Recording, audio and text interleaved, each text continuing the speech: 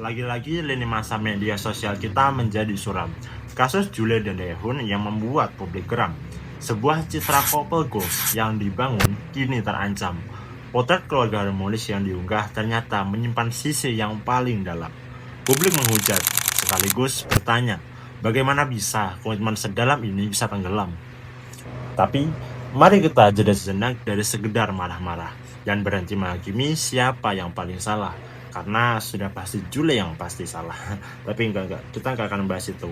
Tapi kita mau membahas dari sudut pandang yang lebih luas, mengapa manusia bisa berkhianat dan mengapa pada posisi ini orang yang sudah punya upah malah nyari upah.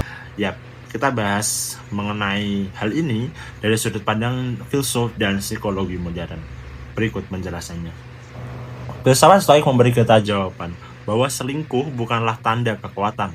Itu adalah cermin dari jiwa yang rapuh, jiwa yang tidak punya kendali atas diri sendiri. Itu adalah kegagalan logika yang menyebabkan integritas pribadi menurun. Para Stoik berkata, kau tidak hanya mengkhianati pasangan, tapi kau sedang mengkhianati dirimu sendiri sebagai insan. Karena cinta sejati seringkali disalahartikan. Kita kira cinta adalah soal kepemilikan. Padahal jika cinta hanya dimaknai sebagai kepemilikan, maka setelah dimiliki ia akan ditinggalkan. Setelah didapat, tantangannya selesai, lalu ia mencari tantangan baru, kepemilikan baru sebagai pembenaran. Padahal cinta yang dewasa bukanlah soal memiliki, tetapi soal memberi, menghargai, dan mengapresiasi. Lalu psikologi modern datang memberi penjelasan bahwa selingkuh adalah akumulasi dari banyak persoalan. Pertama, batasan yang tidak pernah didiskusikan. Kedua, kebutuhan emosional yang tidak tersampaikan.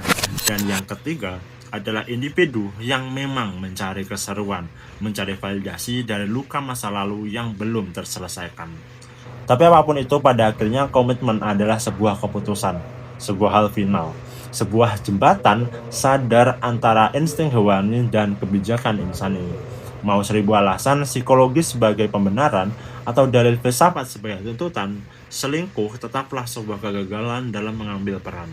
Gagal menjaga apa yang di depan mata demi sesuatu yang hanya sesaat. Terima kasih telah menyimak dan tetaplah logis.